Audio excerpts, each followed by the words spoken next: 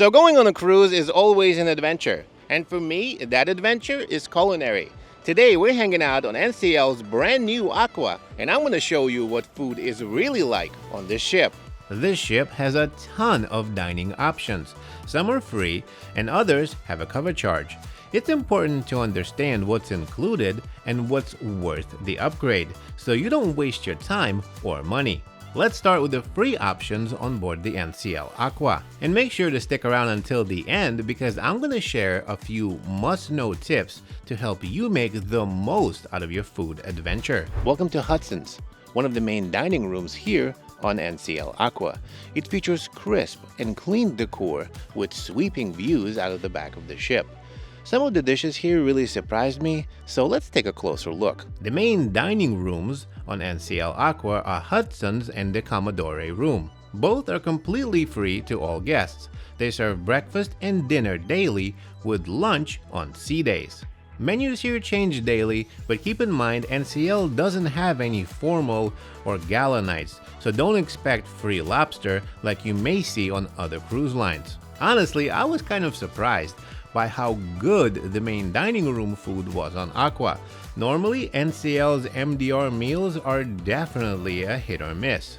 If you've seen my other videos, you know that I've often complained about them being too salty, too sweet, or just plain bland. Most of the time, you can taste the cost cutting, jarred sauces, frozen ingredients, and that Chili's or Applebee's at sea feel.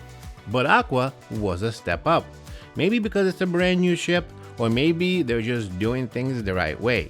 A few dishes, like the beef moussaka and Caesar salad, were actually great. Breakfast here is the same food you would find in the buffet, just served tableside. So it's a bit calmer way to start your day in my opinion. However, the buffet, which we'll talk about in just a second, is much quicker. Normally, I'd rate the NCL main dining room experience around a 5 out of 10 if you're a foodie. Now this ship does get an extra point because it's a bit better than what I've seen everywhere else, but still about a 6 out of 10 if you're a foodie. Now let's flip the coin and talk about one of the best free options, not just on Aqua, but across the entire NCL fleet. This is Indulge Food Hall, and truly for me, it's a star for free dining on NCL Aqua. You come over here, sit down at one of these tables, order from this tablet, and food from around the world magically appears on your table, all included in your cruise fare.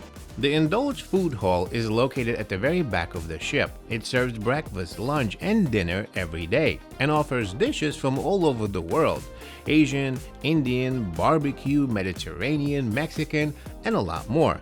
You sit down, order from a tablet, and small plates arrive freshly made right to your table. You can order as many of them as you like. All of this is included in your cruise fare. My go-tos were fresh guacamole, manchego cheese, chicken tikka, fish tikka, a lot of good stuff for lunch. And for dinner, I really enjoyed the chicken tikka masala, the garlic naan, which by the way is made freshly. I mean, to be honest with you, everything is very flavorful, freshly cooked, and perfectly portioned. The menu never changes, but there's enough variety that you'll need several visits to try everything. This place is an easy 10 out of 10 for me. Great variety, full of flavor, and completely included in your cruise fare. And by the way, my name is Tom Sunday. I make a ton of cruise videos to help you have a better vacation.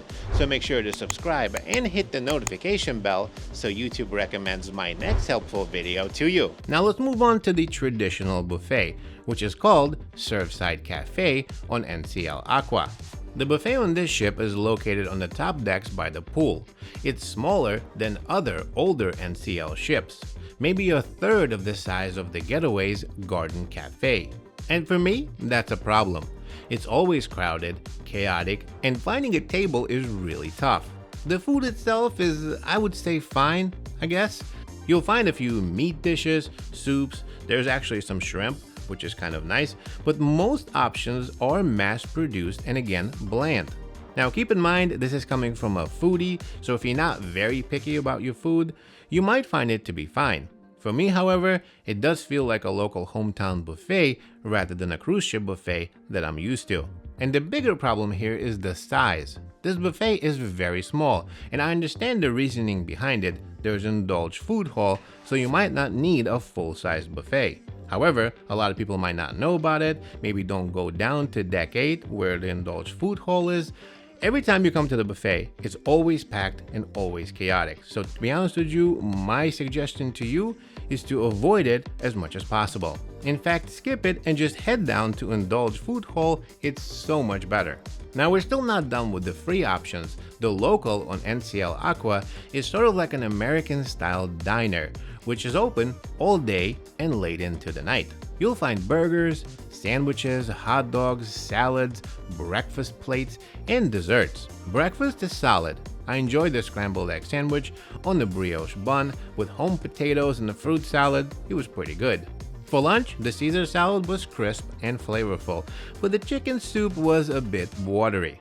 Service here is fast and the atmosphere is casual. It's great if you want a quick, familiar meal without the buffet crowds. And it's also one of the only places that's open late night.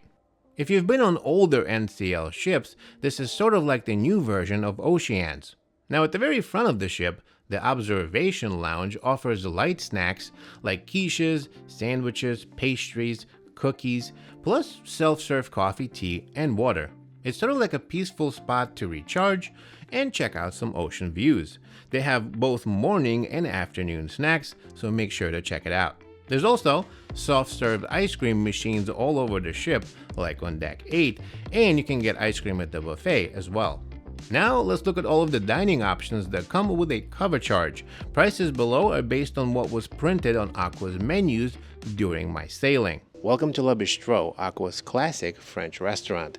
It's both elegant and romantic, with a really fantastic setting for a really special night on board. Now, Le Bistro costs $60 per person and is Aqua's classic French restaurant.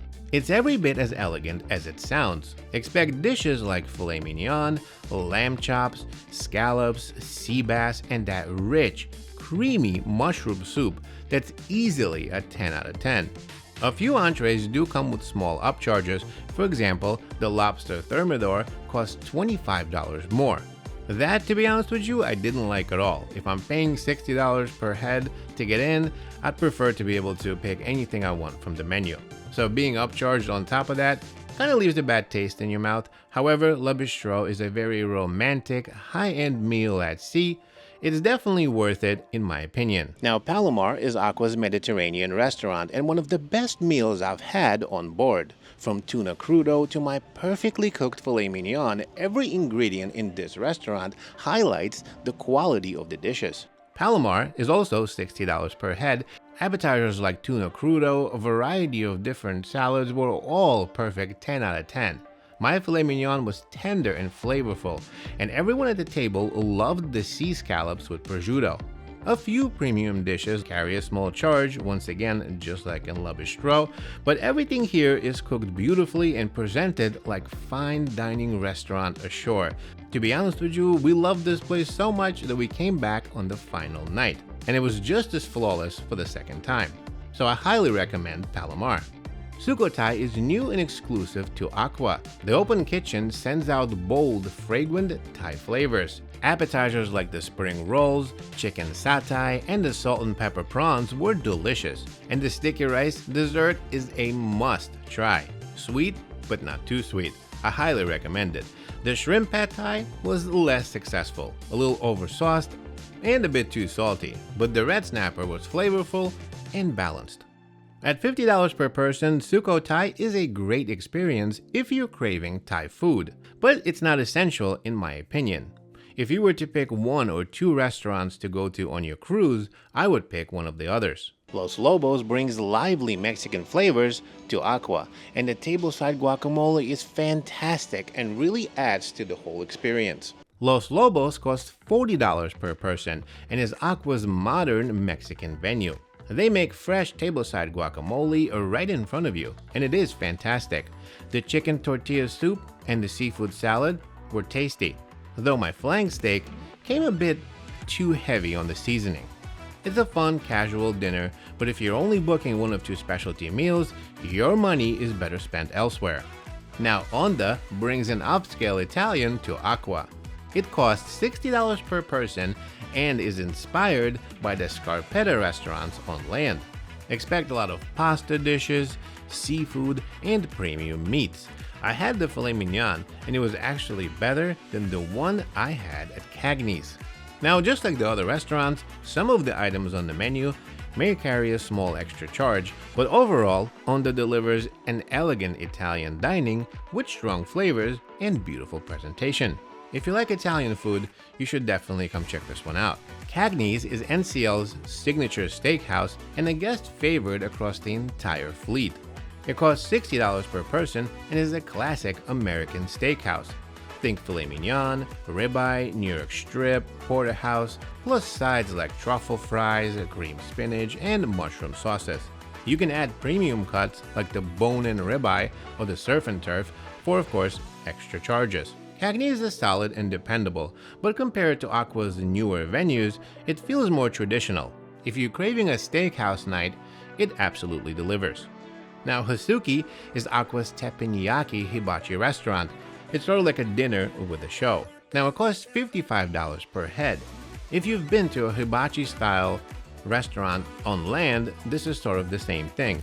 The chefs will cook right in front of you with the classic tricks, onion volcanoes, flying shrimp, and of course, plenty of laughter. The food includes steak, shrimp, chicken, noodles, fried rice, and vegetables, all freshly grilled right in front of you. Like I mentioned, it's priced around $55 per person and is similar to a nice hibachi spot you may have at home. It's a very fun group experience, not unique to Aqua, but still a good time. Now, Nama is Aqua's sushi restaurant, serving both cooked and raw options. You can choose from rolls, sashimi, nigiri, small plates like edamame, or shrimp tempura. The set pricing covers a few sushi items per person, and anything beyond that is a la carte. Quality is fresh, presentation is clean, and it's perfect if you're craving sushi at sea. But just like I said before, I would spend my money elsewhere. Now, Haven Restaurant is exclusive to Haven Suite guests only. I'm really looking forward to trying it and seeing how the food is over there. Maybe when we hit 50,000 subscribers, I can book a Haven Suite and review it for you, so make sure that you're subscribed. Now finally, let's talk about some of the most important tips that you're gonna need to know. You're gonna need to know it, trust me. Tip number 1, you gotta make your reservations early. When we boarded the ship around 1 p.m., I went straight to the restaurant reservation desk, which was set up inside of the theater. The line was massive. It zigzagged multiple times before we were able to get to the theater. Honestly, it took over 40 minutes to get through it. You can see some of the footage right here. By the time we reached the desk, many of the prime dining times at popular restaurants were already sold out. And this was at 1 p.m. on embarkation day. So here's my advice. If you want to dine at places like Palomar, Le Bistro, or Cagney's at normal hours, like maybe not 9:30 p.m., make the reservation line your first stop after boarding. I wouldn't even do, I shouldn't say that because that's not best advice. Normally what I do, if you've seen some of my boarding videos, the first thing I do is to go and I do my muster drill, right, to get that out of the way. That might be a good first stop, and then after that, I will come directly here. Do not wait and make sure you do it ASAP. By day 2 or 3, I noticed that a lot of the prime times and some of the other restaurants were completely booked. Like for example, Cagney's, you couldn't even get in there. Now my second tip for you, if you plan to book 1 or 2 specialty restaurants, I'd personally choose Le Bistro or Palomar. They offer the best food quality, atmosphere, and overall value for what you pay. Personally, I would go to Indulge Food Hall, Palomar, and Le Bistro, and I'll be a happy person. And after 7 nights of eating just about everything on NCL Aqua, I can confidently tell you the food here can be both outstanding and surprising depending on if you're willing to pay. I hope you found this video helpful. Thanks for watching, and I'll see you in the next one.